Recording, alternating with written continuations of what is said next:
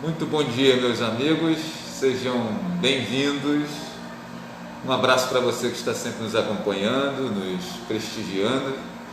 Hoje, dia 5 de outubro de 2020, fui convidado aqui pela direção do Colégio CIEP, aqui da professor Néstor Almeida de Carvalho, a participar aqui de um encontro de profissionais de educação, de professores sobretudo, diante dessa retomada das aulas presenciais, ainda em modelo híbrido. Eu recebi no último dia 27, se não me engano, 27, 24, o secretário de Educação, Adalmi Cardoso, lá no programa Flávio Azevedo. Ele comentou sobre essa questão da volta às aulas, as inseguranças que existem nesse momento. E aqui no EMPAC, nós encontramos aqui, uma das atividades que teve aqui de retomada e reencontro dos profissionais de educação, dos professores, foi um momento com a psicóloga Ingrid Moraes. Ela veio aqui, falou um pouquinho desse momento, e eu queria compartilhar um pouco do que ela disse com você que está nos acompanhando, quem sabe até algum profissional de educação que não pôde estar aqui por alguma razão, ou você que seja da educação, seja profissional de educação também, de outra unidade, de outro município, de outra localidade, e pais e alunos, responsáveis e alunos que também estão inseridos nesse processo.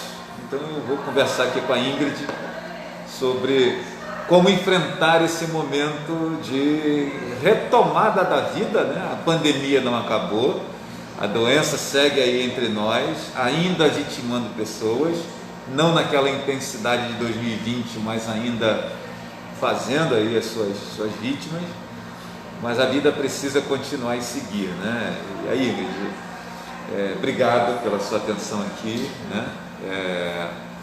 como ressignificar esse momento?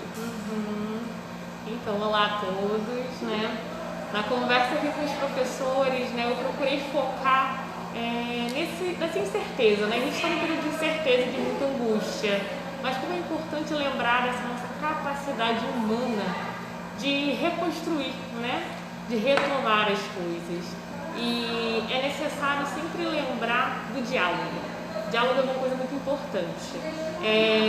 Nesse momento, considerando o cenário da educação, a gente precisa olhar para o diálogo como uma ferramenta de construção desse novo cenário, entre pais, professores, alunos. Está todo mundo incerto para todos, E causa medo, causa sim. Mas é necessário que haja contribuição, que haja conversa, que haja busca de novas estratégias, É necessário que a gente retome. Mas é importante também ver os benefícios. Quais são os benefícios, desse retorno? Quais são os benefícios de entender o que está sendo pensado? Qual é a proposta para a educação? É necessário que as coisas sejam esclarecidas, mas é importante lembrar dessa nossa capacidade de reconstruir e ressignificar as situações, De olhar quanta coisa pode ser construída a partir desse cenário de dificuldade. Eu trouxe aqui para reflexão com os professores, o Viktor Frankl, que é um autor da psicologia, que fala muito sobre o sentido, A necessidade de pensar sobre o sentido em cada situação, por mais difícil que seja. É sempre possível encontrar, mesmo diante do sofrimento, um ponto para reconstrução, para ressignificar, para aprendizado. Isso é algo que a gente não pode perder, porque o sofrimento ele faz parte da construção do homem, A gente vai passar por experiências difíceis. Agora, lidar com isso é algo que se faz necessário sempre. E ter apoio, principalmente na rede da educação, dos profissionais, dos responsáveis, dos gestores, isso é essencial para que se adquira um pouco mais de confiança, um pouco mais de segurança nesse retorno e nos novos planejamentos, no que se pretende construir com isso tudo. Não desconsiderar que a gente é capaz sim de recomeçar, apesar das perdas, apesar dos sofrimentos e das angústias, a gente tem o potencial de construir algo em cima disso, em cima dessas dificuldades todas que aparecem. Perfeito. Então, gente, para você que está chegando agora, nós estamos conversando com Ingrid Moraes. Ela é psicóloga, conversou com professores aqui do Colégio EMPAC, né, do Colégio Municipal Professor Ernesto Almeida de Carvalho, numa abertura de trabalhos aqui, nessa retomada das aulas, né? Aqui, por exemplo, segue sem aulas ainda, mas os professores já num processo de readaptação. E essa readaptação, Ingrid, é importante, é necessária? Qual o impacto disso mentalmente na cabeça de profissionais que ficaram tanto tempo distantes da unidade? Com certeza é importante, né? Um dos grandes impactos que essa pandemia trouxe foi a quebra da rotina, né? A quebra daquilo que a gente já conhecia, dos modos que a gente já sabia trabalhar, digamos assim, né? Está sendo necessário redescobrir modos de fazer. Então esse período, né, de início, de volta, vai ser realmente gradativo, vai ser um processo. É necessário paciência, eu acho que com todos, né? Paciência para que a gente reaprenda a estar no espaço com todas essas restrições, né? Replaneje tudo isso que vai ser necessário para essa retomada, né? Mas lembrando também que a gente não pode esquecer das particularidades, né? Cada um vai encontrar estratégias de lidar com isso de formas diferentes, né? Não é possível que a gente olhe e estabeleça também um protocolo, né, uma receita de bolo para que todos sigam, né? Alguma coisa vai ser muito do potencial da pessoa, assim, de olhar e descobrir qual é a minha forma de estar aqui, né? E quais recursos são necessários para eu me sentir melhor nesse ambiente. Também aguçar essa percepção em relação aos alunos, né? Quais são as inseguranças que eles trazem, como tornar esse ambiente um pouco mais receptivo, né? E cada professor, diretor, todos os envolvidos vão descobrindo as formas, né, de lidar com esses atores presentes na escola, com os pais, que também vão vir com insegurança, vão vir com dúvidas. Então, novamente, a paciência, o diálogo, eles não precisam entrar como estratégias, assim, tem que estar no plano, nesse plano de ação, para aprendizado. E também essa possibilidade de mudança, né? Porque a gente às vezes vem com algo pensado, mas como é algo novo, a gente precisa estar aberto para entender que algumas coisas devem, né, provavelmente ser repensadas ao longo desse tempo, né? O que deu certo, o que não deu certo, né? Mas a compreensão é a chave para a gente conseguir fazer esse momento com calma, que seja algo efetivo, que seja algo positivo também, né? Perfeito. A leitura que você faz, Ingrid, desse momento de pandemia na sociedade, né? Eu costumo dizer que talvez a principal comorbidade que nós encontramos nesse tempo foi de ordem emocional, né? Muita gente falando assim, o pessoal que tem pressão alta, os diabéticos, aqueles que fazem aí tratamento de câncer, né? As quimioterapias, que são doenças e procedimentos que violentam muito intimamente a pessoa, né? Mas eu percebi que, se eu estiver errado, você me corrija, que nós descobrimos que a principal vulnerabilidade do ser humano, sobretudo nós aqui dos trópicos, né, que temos esse sangue latino correndo em nossas veias, talvez o emocional foi a grande comorbidade que nós tivemos. Todo mundo achou que aquele lockdown inicial era férias, depois o negócio virou meio que uma férias coletiva, e quando o povo percebeu que estava trancado em casa, e aí parece que a ficha caiu, o desespero bateu, as mortes começaram a acontecer, os parentes começaram a ser atingidos e fica hospitalizado e tal. Que leitura que você faz desse momento, Ingrid, você com a sua expertise de psicóloga e tal, como é que você vê isso? Essa questão da ordem emocional das pessoas? Essa instabilidade, ela realmente gera insegurança, né? E houve um aumento de casos, né? Isso aí foi muito divulgado, de ansiedade, depressão, de outras questões. Suicídio, né? De suicídio, sim. É um aumento significativo disso tudo, né? Mas por quê? A gente está num cenário de perdas, a gente está num cenário de medos. E o isolamento social também, né, dificultou muito isso. Essa falta de contato com a rede é importante, né? E uma coisa interessante foram as descobertas, né, desses meios virtuais, por exemplo, como modo de manter contato, né? Isso foi muito necessário para que se conservasse alguma coisa, né, de saúde que as relações proporcionam, né? mas realmente isso impactou em todas as áreas, todas as pessoas, de crianças a idosos, né? A gente viu uma questão emocional significativa, uma mudança, né? E a necessidade de cuidado, né? A gente mesmo que é no meio da psicologia, né? No meio da saúde, percebeu essa procura, né? Esse aumento dessa procura por cuidado, né? E isso é importante também, é significativo quando você entende que precisa de ajuda. E isso é algo que eu sempre procuro alertar, né? Isso não é nada ruim, todo mundo precisa em algum momento, né? Então, procurar ajuda, procurar apoio, conversar, né? Estava falando isso com os professores sobre a importância de compartilhar a angústia. A gente às vezes esquece disso, né? De levar para o outro o que a gente está sentindo, de ouvir um pouco do outro também. Principalmente das pessoas que são do mesmo meio. Como é importante, quanta troca se pode fazer, né? Falando das inseguranças, compartilhando estratégias, o que eu pensei, o que eu fiz que deu certo, né? O que a gente pode fazer junto. Então, isso é algo que eu acho que fica, não fica só para agora, né? Precisa permanecer aí ao longo dos anos para frente, né? Com esse aprendizado todo que a gente teve que tirar desse período de pandemia. Minha gente, a nossa convidada aqui tem horário, daqui a pouquinho eu preciso liberar ela, né? Mas assim, ela vai falando coisas e deixando possibilidade do jornalista ir perguntando, né?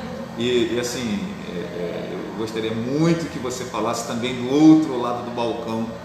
Você acaba de falar da necessidade que nós temos de falar. Esse dia eu estava fazendo uma reflexão no meu programa, toquei aquela canção do Jota Quest, que ele diz que é preciso falar, né? Falar que ama, falar que gosta, né, e tal.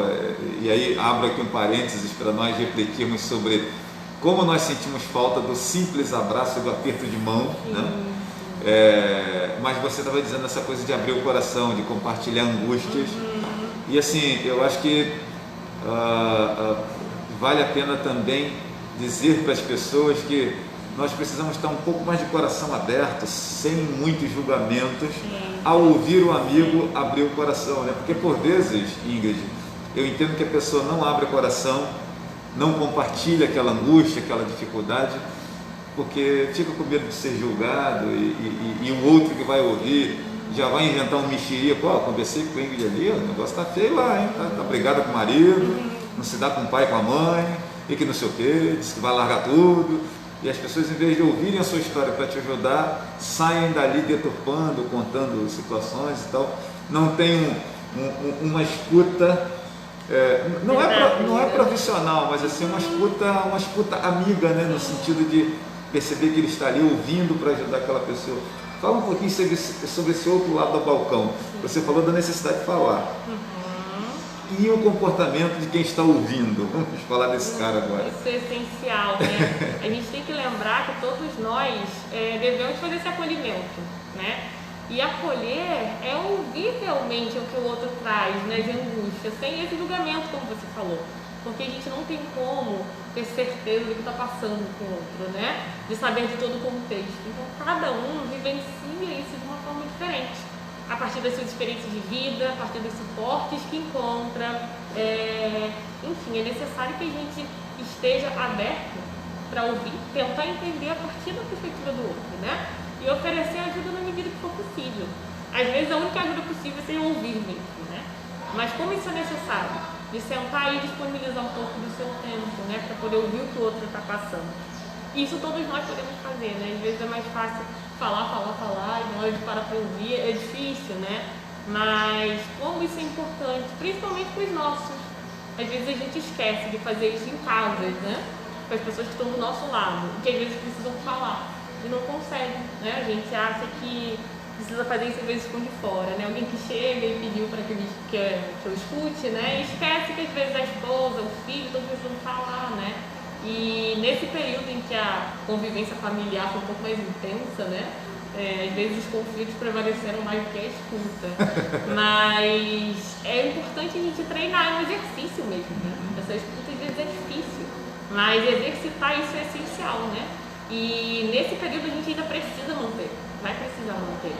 De todos os medos que as pessoas têm, de compartilhar um pouco da sua experiência também, e a pessoa perceber que não é só ela às vezes que passa por aquilo, né? A gente tem essa sensação de que, nossa, eu estou ansioso, será que isso sou eu, né? Mas não, às vezes Eu chamo de síndrome do patinho feio, né? O cara acha que é só ele que, gente, só acontece isso comigo, né? Mas por que isso? Às vezes falta esse compartilhamento, né?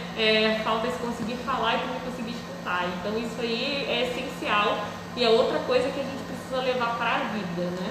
Eu gosto muito de fazer trilha, tem outros que gostam de jogar futebol, né? Tem uma galera aí que gosta de fazer outras coisas. A minha amiga Ana Carla Andrade passa ali dizendo muito boa essa pauta, né? E Ana Carla Andrade mexe com dança, né? Ensina, né? Dá aula de dança.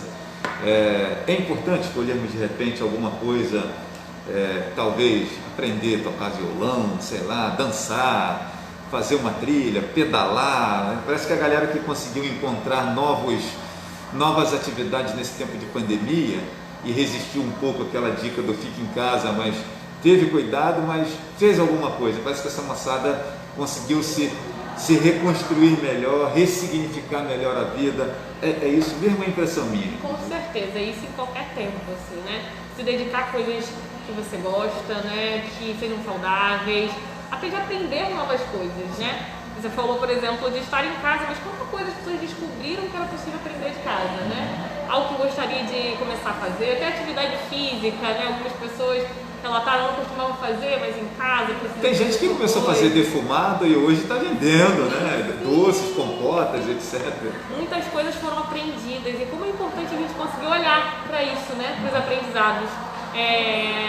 Olhar para o micro, né? Para aquilo que é pequeno, mas que foi construído, né? Às vezes a gente olha para o cenário geral e vê quanta coisa foi perdida, e isso é importante, a gente não pode esquecer isso, né? Muitas vidas foram perdidas, muitos medos foram gerados, mas para a gente conseguir seguir, também é necessário que a gente olhe para esse particular, né? O que foi possível construir, o que eu consegui tirar daqui, né? E quais são as habilidades que talvez eu tenha desenvolvido que eu possa levar para outros momentos, né?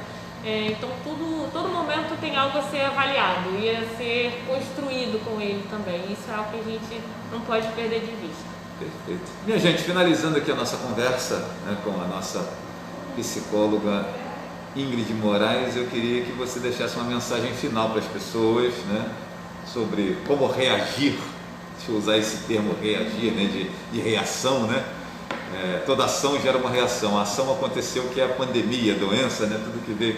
Como reagir, né? Qual é a reação que nós devemos ter? Você já falou um pouquinho disso no início, mas como reagir a este tempo, né? Finalize deixando esse recado para as pessoas. Primeira coisa, né? Procurem mesmo apoio, né? Procurem as pessoas que podem oferecer algum tipo de segurança, de orientação. Compartilhem as angústias, compartilhem os medos. Não esqueçam também desse potencial de reconstrução que todo mundo tem, por mais difícil que possa parecer a situação, né? E um tópico que eu trouxe aqui, eu queria deixar para vocês também, é o da pequena felicidade, né?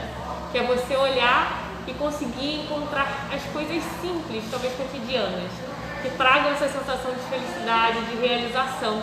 Isso ajuda muito a gente a sustentar nesse momento que, olhando de modo geral, pode parecer que só tem coisas ruins, né? Só tem coisas angustiantes, e você conseguir parar e olhar um pouquinho para o cotidiano, olhar um pouquinho para as coisas pequenas que foram realizadas, pode trazer uma motivação grande e um gás assim, para seguir, né? E para começar a reconstruir as coisas. Perfeito. Então é isso, gente. Vamos ficando por aqui. Lembrando daquela frase que eu gosto bastante do Benjamin Disraeli, né? Muito falada pelo Mário Sérgio Cortella, né? Que a vida é muito curta para ser pequena, né? Já basta que a vida curta seja para que nós venhamos a pequená-la, né? Pequená-la através, às vezes, de determinadas ações, né? Que tornam a vida menor, né? Então é isso, gente. Um beijo no coração de todos. Ingrid, obrigado. Eu que agradeço pela oportunidade. Um prazer conhecê-la, né? Sucesso nesse trabalho. Gente, o psicólogo não é médico de maluco, tá? Assim como o contador não é mais guarda-livro. O contador agora é um consultor de negócios, para você abrir uma empresa.